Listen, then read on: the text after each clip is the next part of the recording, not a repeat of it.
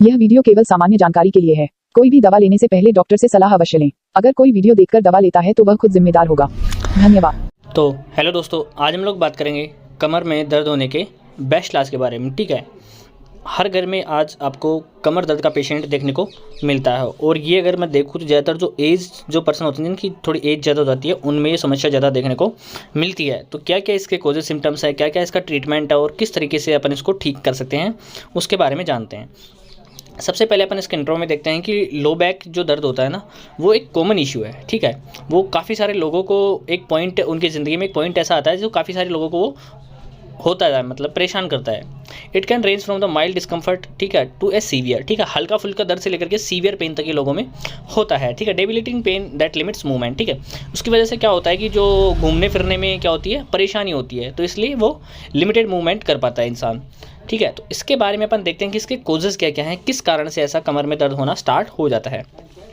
Muscle और ligament strain. ठीक है, ज़्यादातर प्रॉब्लम जो होती है, जो अगर अपन यंग एज में देखें तो वो उसका कारण यही होता है, मसल और लिगामेंट स्ट्रेन। ठीक है, ओवर एक्सरसाइज और lifting heavy objects improperly can strain muscle and ligaments that lower back. ठीक है, अब अपन कोई वजन अगर उठा रहे हैं, ठीक है, अगर अपन बहुत ज़्यादा हैवी वजन उठा रहे हैं और अपन उसका जो पोस्चर अपना सही नहीं है उठाने का, ठीक है, इम्प्रॉपर तरीके से अगर अपन उठा रहे हैं तो उससे क्या होता है, अपनी जो कमर की जो मसल्स होती हैं ना और लिगामेंट्स होता है ना, वो खिंच जाते हैं, स्ट्रेन हो जाते हैं। ठीक है, तो उनमें स्वेलिंग वगैरह आ जाती है जिससे वो पेन होना स्टार्ट हो जाता है। ठीक है, उसके बाद में सेकंड नंबर पे हर्निएटेड और रप्चर डिस्क। तो यहाँ पे अपनी जो मैंने लास्ट वीडियो में भी अपन ने बात की थी, जो ये वर्टिब्रेज जो आते हैं उनके बीच में एक डिस्क आती है, या वो अगर हर्निएटेड हो गई है, रप्चर हो गई है, टूट गई है, अगर उसकी साइज इंक्रीज हो गई है तो उस वजह से ये नर्व पे, ये जो साइटिक नर्व होती है उस पर प्रेशर डालती है, जिसकी वजह से वो पेन होना स्टार्ट हो जाता है। ठीक है, तो ये सारे ये किसका कारण हो सकता है। उसके बाद में थर्ड नंबर पे है आर्थराइटिस। अगर किसी को ऑस्टियो आर्थराइटिस है, जो कि हड्डियों की जो डिजीज़ होती है, उससे क्या होता है कि जो स्पेस होता है ना वो नैरो हो जाता है, स्पाइनल कॉर्ड के चारों तरफ स्पेस है ना वो नैरो हो जाता है, सकड़ा हो जाता है, जिससे ये जो अपनी जो नर्व आती है ना उसके ऊपर प्रेशर पड़ता है। और ऑस्टियो आर्थराइटिस में ये देखिए डिस्क जो होती है ना ये काफ़ी कमज़ोर हो जाती है, इसकी वजह से वो पेन होना स्टार्ट हो जाता है। उसके बाद में फोर्थ नंबर पे है ऑस्टियोपोरोसिस। ऑस्टियोपोरोसिस मतलब हड्डियों का कमज़ोर हो जाना, जर्जर होना। तो अपन जैसे इस डायग्राम में देख सकते हैं कि अगर किसी को ऑस्टियोपोरोसिस वाली प्रॉब्लम है ना, तो ये एक हेल्दी बोन है, ठीक है, काफ़ी डेंस है, और ये अपन देख सकते हैं कि इसकी डेंसिटी बहुत कम है, तो ये आसानी से टूट जाती है। तो उस वजह से क्या होता है कि अगर किसी को ऑस्टियोपोरोसिस वाली प्रॉब्लम है तो उस वजह से भी कमर में उनको पेन होना स्टार्ट हो जाता है। उसके बाद में फिफ्थ नंबर पे आता है इन्फेक्शन और ट्यूमर्स। अगर किसी को बैक एक में कोई इन्फेक्शन हुआ है या किसी प्रकार की ट्यूमर है तो उस वजह से भी दर्द हो सकता है। तो ये सारे कोजेज़ हैं, इसके बारे में अगर किसी को भी कमर दर्द होता है तो उसके बीच में ये सारे कारण हो सकते हैं। सिम्टम्स की अगर मैं बात करूँ तो एक्किंग पेन होता है, थ्रोबिंग, शार्प पेन, मतलब कि जब मैंने बात की ना कि हल्का फुल्के डिस्कम्फर्ट से लेकर सीवियर पेन तक उनको हो सकता है। Pain that radiates down one और बोथ लेग साइटिका। ठीक है, ये जो पेन जो होता है ना वो अपने को मतलब कि कमर में भी हो सकता है और ये डाउन मतलब कि अपने पैरों तक ये जा सकता है। अगर ये साइटिका वाला पेन है तो ये अपनी एक या दोनों पैरों में भी आपको पेन महसूस हो सकता है। Muscle stiffness and limited range of motion. इसकी वजह से क्या होता है कि अपने को मसल स्टिफनेस, अपनी जो मांसपेशियाँ होती है ना वो ऐसे स्टिफ हो जाती है, टाइट टाइट से अपने को लगती है, और अपन जब भी थोड़ा बहुत मूवमेंट करते हैं ना उसमें अपने को पेन होता है। Pain that worsen with certain movements. अगर अपन ज़बरदस्ती अगर मूवमेंट करने की कोशिश करते हैं तो अपने को वो दर्द क्या होता है, ज़्यादा हो जाता है। तो ये सारे सिम्टम्स अपने को देखने को मिलते हैं। उसके बाद में मेन बात आती है ट्रीटमेंट की, कि अगर किसी को कमर में दर्द हो रहा है तो या तो अपन पेशेंट से पूछ लेंगे कि भाई कोई हैवी वेट तो नहीं उठाया था, या फिर अपन उसको क्या ट्रीटमेंट देंगे कि वो ठीक हो जाए। तो सबसे पहले बात आती है कि किसी को अक्यूट पेन है, किसी को आपके पास पहली बार आया, उसको बहुत ज़्यादा दर्द हो रहा है, तो सबसे पहले आपको क्या करेंगे, उसको कंप्लीटली बेड रेस्ट बताएंगे। आप उसको बेड पे मतलब कि रेस्ट करने के लिए बोलेंगे। उसके बाद में सेकंड नंबर पे आता है इंजेक्शन डाइक्लोटाल 3cc। 3 ml का जो इंजेक्शन आता है ना उसको आपको पेशेंट को IM रूट के थ्रू देना होता है। एक तो आप हैंड टू हैंड देंगे ताकि उसका जो पेन होता है वो सबसाइड हो जाए, दूर हो जाए। उसके बाद में आपको अल्टरनेटिव डेज पे लगाना है, एक दिन छोड़ के एक दिन करके टोटल 5 इंजेक्शन आपको लगाने हैं, ताकि वहाँ पे अगर वो स्वेलिंग वगैरह होगी तो जो बाकी सब दवाई अपन आगे डिस्कस करेंगे वो स्वेलिंग वगैरह सारी जो इन्फेक्शन वगैरह वो खत्म हो जाएगा, और ये डिक्लोटाल की वजह से उसको दर्द महसूस नहीं होगा, 4-5 दिन में वो सारा जो प्रॉब्लम है वो सबसाइड हो जाएगी। तो यहाँ पे इंजेक्शन डिक्लोटाल को अपन यूज़ करते हैं। उसके बाद में थर्ड नंबर पे आती है टैबलेट वोवेरान। ठीक है, टैबलेट ये वोवेरान है यहाँ पे, ठीक। तो टैबलेट वोवेरान जो होती है 50 mg की, उसको आपको यूज़ करना है शॉर्ट, अगर अक्यूट पेन है ना कुछ दिनों के लिए उसको यूज़ करना है। तो एक एक टैबलेट दिन में 3 बार देंगे अपन। 50 mg की जो टैबलेट आती है इसको खाना खाने के बाद में आपको देना है पेशेंट को। ठीक है, तो ये टैबलेट अपन देंगे तो वहाँ पर उसको पेन नहीं होगा, इन्फ्लामेशन जो हो रहा है उस वो कम हो जाएगा। फोर्थ नंबर पे टैबलेट आती है कि अपने को शॉर्ट कोर्स ऑफ स्टेरॉइड देना पड़ेगा पेशेंट को, कि 4-5 दिन के अपन उसको स्टेरॉइड देंगे तो जो इन्फ्लेमेशन है ना वो जल्दी से खत्म हो जाएगा। पेशेंट को अगर मसल्स कमज़ोर हो रही होंगी तो वो सारी समस्याएं भी दूर हो जाएंगी। अगर जो लिगामेंट्स में स्ट्रेन आया है, मसल्स में स्ट्रेन आया है, तो वो सारा खत्म हो जाएगा। तो उसके लिए अपन जो वाइसलोन 5 mg की जो टैबलेट आती है, प्रेडनिसोलोन 5 mg की, उसको यूज़ करेंगे तो पेशेंट को दिन में 3 बार 5 mg की दिन में 3 बार कंटिन्यूसली 5 दिन के लिए आपको देना है, ताकि जो पेशेंट का जो मसल स्ट्रेन है, मसल स्पाज्म है, लिगामेंट स्ट्रेन है, वो कंप्लीटली खत्म हो जाए।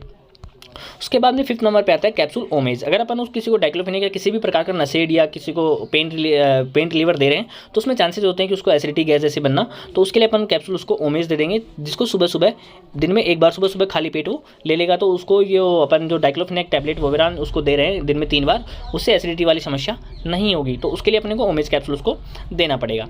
तो ये एक्यूट पेन के लिए ट्रीटमेंट था कंप्लीट। उसके बाद में अगर उसको ज़्यादा प्रॉब्लम रहती है, किसी पेशेंट को देखते हैं कि यार टैबलेट दे दो उससे दर्द नहीं मिट रहा है, इंजेक्शन भी अपन ने लगा दिया, तो कई बार क्या होता है कुछ लोग ट्रामाडोल इंजेक्शन लगा देते हैं, लेकिन ट्रामाडोल को अपन कंटिन्यूसली ज़्यादा दिनों तक दे नहीं सकते हैं। तो उसके लिए टैबलेट एल्प्रेक्स पेशेंट को प्रिस्क्राइब की जाती है, ताकि उसको जो दर्द हो रहा है ना वो महसूस ना हो। ठीक है, ये एक तरीके से आपको थोड़ा सा सूनापन सा लगता है, जो नींद की टैबलेट होती है ये, लेकिन ये पेशेंट को क्या होता है नर्वस सिस्टम पर जाके काम करती है, उसको पेन का एहसास नहीं होता है। तो 0.25 mg की टैबलेट, एक टैबलेट सुबह और एक टैबलेट शाम को पेशेंट को दे सकते हैं।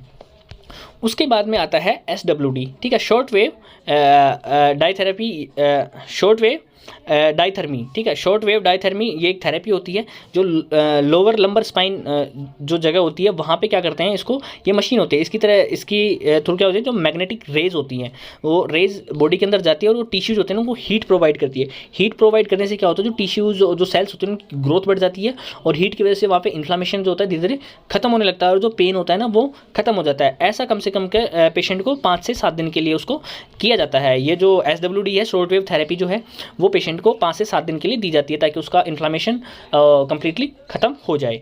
तो ये होता है अक्यूट पेन के केस में, कि अगर किसी को मतलब कि ज़्यादा तेज़ दर्द हो रहा है तो शुरुआत में आपको क्या ट्रीटमेंट देना है। जैसे उसको अक्यूट पेन एक बार सबसाइड हो जाता है, कि जैसे कि अब उसको इतना दर्द नहीं रहता है टैबलेट छोड़ने के बाद में, लेकिन कभी कभी प्रॉब्लम रहती है, तो उसके बाद में आपको क्या ट्रीटमेंट उसको कंटिन्यू करना है।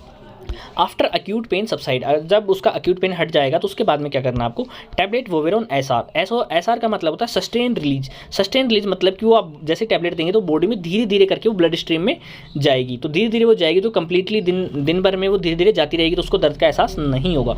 तो यहाँ पे सस्टेन रिलीज वाली टैबलेट आपको डाइक्लोफेनेक 100 mg की टैबलेट दिन में सिर्फ 1 बार आपको देनी है, सुबह खाना खाने के बाद में उसको दे सकते हैं अक्यूट पेन खत्म होने के बाद में, ताकि उसको पेन ना हो। उसके बाद में टैबलेट कैल्सीमैक्स फोर्ट, जैसे पेशेंट को मैंने बताया कि जो ऑस्टियोआर्थराइटिस या ऑस्टियोपोरोसिस जैसी समस्या है, तो हड्डियों को मजबूती प्रदान करने के लिए यहाँ पे अपने को कैल्शियम सप्लीमेंट की यूज़ करना पड़ेगा। तो अपन यहाँ पे कैल्सीमैक्स फोर्ट जो टैबलेट आती है वो अपन देंगे, जिसके अंदर कैल्शियम, विटामिन D3, मैग्नीशियम और जिंक होता है, जो कि हड्डियों को मजबूत करता है। तो ये जो कैल्सीमैक्स की जो टैबलेट है वो पेशेंट को रात को सोते समय अपन मिल्क के साथ उसको दे सकते हैं। तो अगर हम उसको देंगे तो उसकी हड्डियाँ जो है मजबूत हो जाएंगी, उसको पेन नहीं होगा। तो आपको कैल्सीमैक्स लाना है लंबे समय के लिए।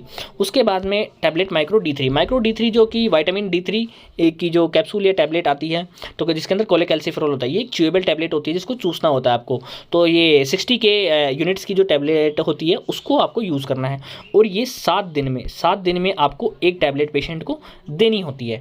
मतलब एक टैबलेट दे ली तो उसके 7वें दिन आपको नेक्स्ट टैबलेट देनी होती है। यहाँ पे आप ये अप्राइज D3 या फिर ये कोलेकैल्सिफेरॉल की कैप्सूल भी यूज़ कर सकते हैं, उसको भी आपको 7 दिन में एक बार देना पड़ेगा, ताकि जो पेशेंट की जो हड्डी है ना वो कंप्लीटली मजबूत हो जाए, विटामिन की जो कमी होती है जिसकी वजह से उसको पेन हो रहा है तो वो बिल्कुल खत्म हो जाए, शरीर को ताकत मिले, वो दर्द बिल्कुल खत्म हो जाए, वो इन्फ्लामेशन वगैरह जो भी है सारा खत्म हो जाए। तो उसके लिए अपन उसको सप्लीमेंट्स देते हैं कैल्शियम के।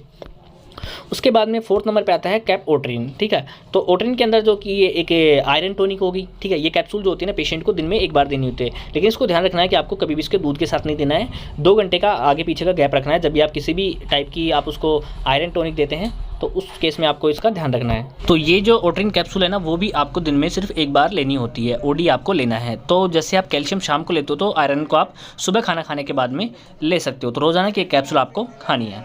उसके बाद में है कुछ जनरल इंस्ट्रक्शन। ठीक है, जो अगर वो जो एक्यूट पेन सबसाइड हो जाता है उसके बाद में आपको ये 4 तरह का ट्रीटमेंट, 4 मेडिसिन आपको देनी पड़ेंगी, जिसके अंदर ये सप्लीमेंट हो गया, पेन के लिए ये हो गई, और जो खून को एक तरीके से अपन आयरन सप्लीमेंट की बात करें खून को ताकत देने के लिए, तो जिससे बॉडी को ताकत मिले उसके लिए ओट्रिन कैप्सूल हो गई। उसके बाद में कुछ जनरल इंस्ट्रक्शंस होती हैं जिसमें अपन देखते हैं कि एक्सरसाइज रेगुलरली, आप रेगुलर एक्सरसाइज कर सकते हैं जिसकी आपकी जो मसल होती है ना उसको स्ट्रेंथनिंग प्रोवाइड हो सके, मतलब कि वो मजबूत हो सके, जिससे आपके इंजरी के चांसेस ना रहे। मेंटेन गुड पोस्चर, कोई भी अगर आप कोई भी हैवी आइटम उठाते हैं, ठीक है, या फिर खड़े होते हैं, बैठते हैं, तो आपको एक सही पोस्चर मेंटेन करके रखना होता है। ऐसे नहीं कि कहीं कैसे भी तरीके से गिर जा रहे हैं, पड़ जा रहे हैं, उठ रहे हैं, कैसे भी सामान उठा रहे हैं, तो ऐसा नहीं है।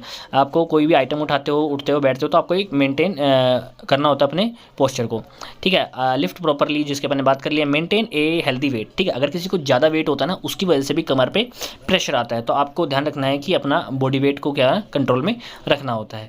तो ये सारा ट्रीटमेंट हो गया कि अगर किसी को कमर में दर्द हो रहा है तो उसके लिए अपने को क्या इलाज करना है।